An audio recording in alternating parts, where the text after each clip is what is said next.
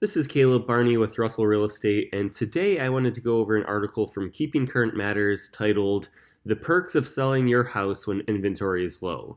So, what this article does not address, just to get this out of the way, it does not address possible issues of where you're going to be living after you sell your house. So, ideally, you have already bought a house, you have a secondary house that you can move into. Maybe you're even looking to rent for the time being, and all you care about is just selling your house for top dollar.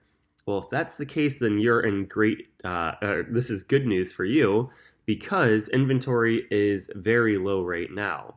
So, what this article does is it shows the supply of homes for sale, and basically, these are the active monthly listings for September of each year. What I don't like from this article is it takes the national data from 2017, 18, and 19, but excludes the data from 20, 21, and 22. Now, the reason why KCM, Keeping Current Matters, does that is they call those years 2020 through 2022 the unicorn years. Even still, and they call them unicorn years just because they're atypical. But even with that, I don't like omitting data. I like to be very clear and transparent with everything I do. So once I go over this article, I'll show you what I'm seeing in my local market, and I'll go back through the past 5 years. But basically what you're seeing here, September 2019, we had over 1.2 million houses listed for sale in September that year. There's actually a 500,000 house decrease in the amount of listings available for sale in September of this year. So we went from over 1.2 million houses for sale in 2019 in September to just over 700,000 houses for sale in September of 2023. And what this means for you as a seller is that buyers have fewer choices now than they did during typical years. And that's why you could still see some great perks if you sell today, because there aren't enough houses to go around. Homes that are priced right are still selling fast, and the average seller is getting multiple offers from eager buyers. And the reason for that, honestly, it's all a supply and demand issue.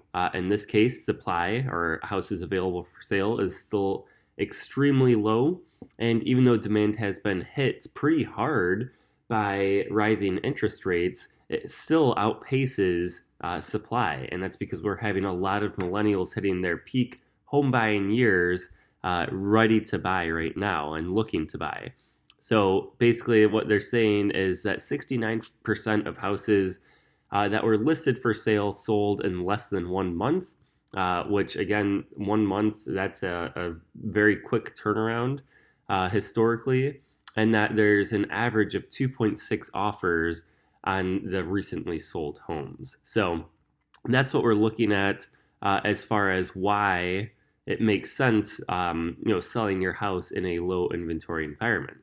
That being said, let's look at the data for my local area, and just to show you where we're searching here, this is all of the the shaded blue area is where I'm pulling data from for this map. And I'm going to go through it pretty quickly because, as you can see, my battery is getting low and I don't have my charger. So active number of listings, when we're comparing, we like to compare year over year data, so just so we're not taking into account seasonality.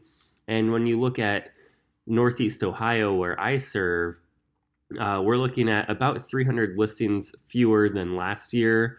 And obviously, if we go back from 2019, which is what Keeping Current Matters did, we're looking well beyond that, about 2,000 listings fewer in September of 2019.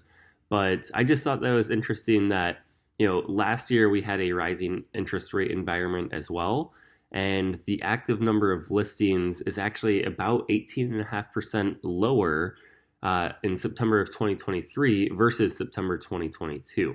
So again, there's just not a lot of supply out there.